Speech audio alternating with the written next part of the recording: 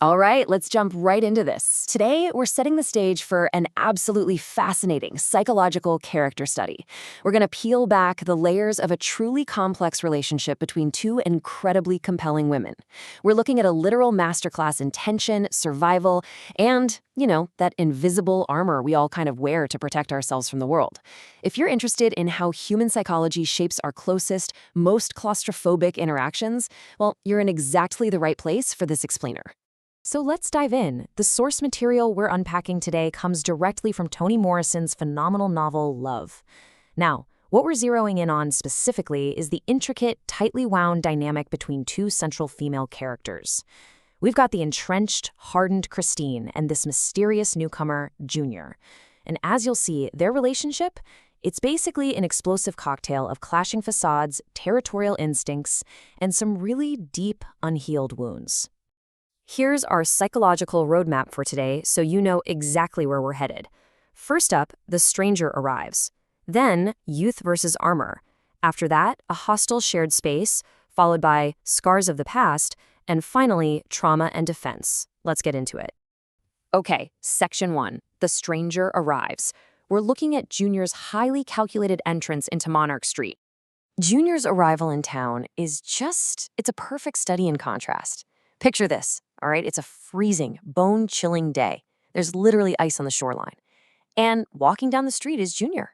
She's wearing these tall boots, a tiny, thigh-exposing skirt, and a short little leather jacket. To the locals watching her, guys like Sandler Gibbons, she projects this super vulnerable, almost pitiful image.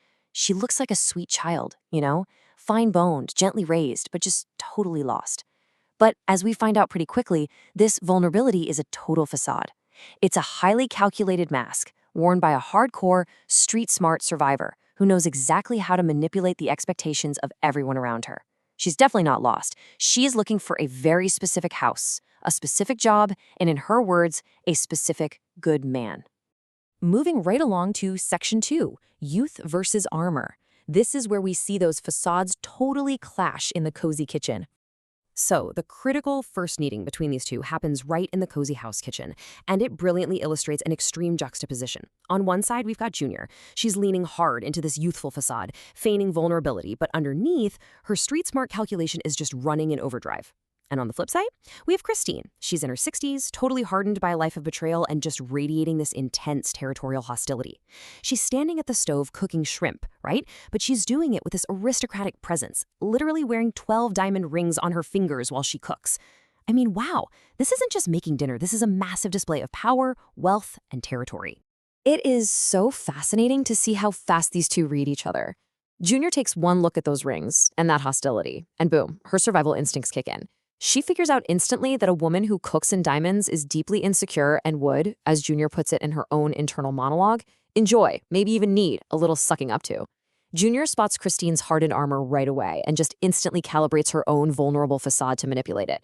She knows exactly what she has to do, flatter and defer to this older woman to secure her own place in the house. But, Christine isn't fooled either. Looking into Junior's eyes, Christine actually feels her heart jump. She sees, and this is a direct quote from the source, the unnerving look of an underfed child, one you wanted to cuddle or slap for being needy. This captures their mutual, silent sizing up so perfectly. Christine recognizes that profound, almost aggressive hunger inside Junior. It's a neediness so intense it brings up feelings of both pity and violence. They're essentially two predators, right? Just quietly assessing each other's fangs, hidden behind polite smiles and kitchen small talk. That brings us to Section 3, a hostile shared space. The literal battleground of the cozy house. Now, you really have to understand that the cozy house on Monarch Street is way less of a home and much more of a toxic stage. Just look at the living conditions here. The spaces are entirely segregated. Christine has literally barricaded herself in a first-floor apartment with a hidden key and a heavy padlock because she's terrified of the house's other occupant, Heed. The whole place is just full of locked doors, padlocked rooms, and this thick, incredibly oppressive atmosphere of silence. We're talking about a place with a long, dark history of physical fights, bruising battles with teeth and objects flying across the room, and deep, unresolved grievances. So when Junior walks into this house, she isn't stepping into some peaceful sanctuary. Oh no, she is walking straight into a dormant war zone, and her mere presence threatens to ignite the whole shebang. And the source material does this brilliant thing where it uses the surrounding environment as a visual metaphor to perfectly mirror the character's internal defensive states. Think about the deteriorating, weather-beaten coast, the rotting, padlocked cozy resort down the road, the savage, totally unpredictable colors of the ocean. All of this external chaos and decay reflects their internal distrust. It mirrors their locked-away emotions and the sheer hostility between the women inside that house. Honestly, they are just as hardened and battered as the oceanfront property they are fighting over.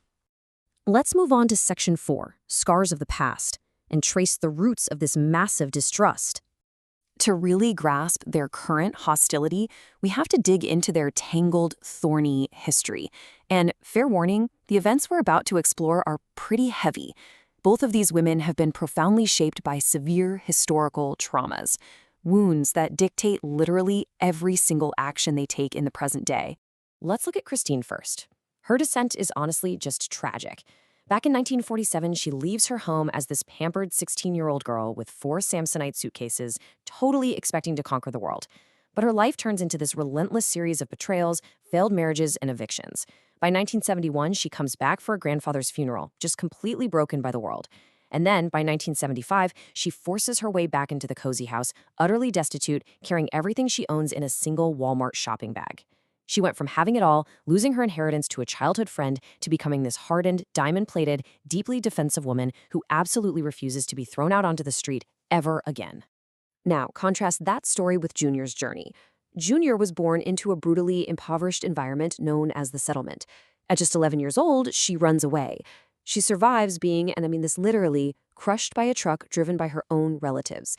She gets tossed into the shelter system and eventually ends up in a juvenile prison simply called correctional. For Junior, every single day of her youth was a fight to survive institutions and the streets. So when she shows up at Monarch Street in the present day, that vulnerability she puts on, it is a highly calculated shield forged by a lifetime of trauma. She's looking for a home. She's hunting for this phantom good man to protect her, and she will manipulate absolutely anyone she needs to in order to get it. Which brings us to our final part, Section 5. Trauma and defense. Let's look at how these past wounds dictate their present reality. Ultimately, both of these women are walking around in an impenetrable armor of survival. They've been deeply conditioned by a world filled with, as the text puts it, dragon daddies and false-hearted men. Because of what they've been through, trust isn't just hard for them, it's viewed as a fatal weakness. Survival for Junior means constantly and actively manipulating everyone around her. And survival for Christine means rigid, territorial fortification. They literally can't trust each other because their entire lives, from the harsh streets to the juvenile institutions, from broken marriages to stolen inheritances, have taught them to expect betrayal at every single turn. Every interaction in that kitchen, even just standing over the stove, is treated like a highly calculated defensive maneuver. Which leaves us with this final, really provocative thought to ponder. When you strip away the short skirts, the shiny diamond rings, and all those padlocked doors, is true connection even possible between women whose entire lives have been defined by defensive survival? Or is their psychological armor just too thick and way too permanent to ever truly take off? It's a tragic, haunting question, but it's exactly what makes this source material so incredibly captivating. Thank you so much for joining me for this explainer. I really hope it helped you unpack and understand these deeply complex psychological dynamics. Until next time, keep learning.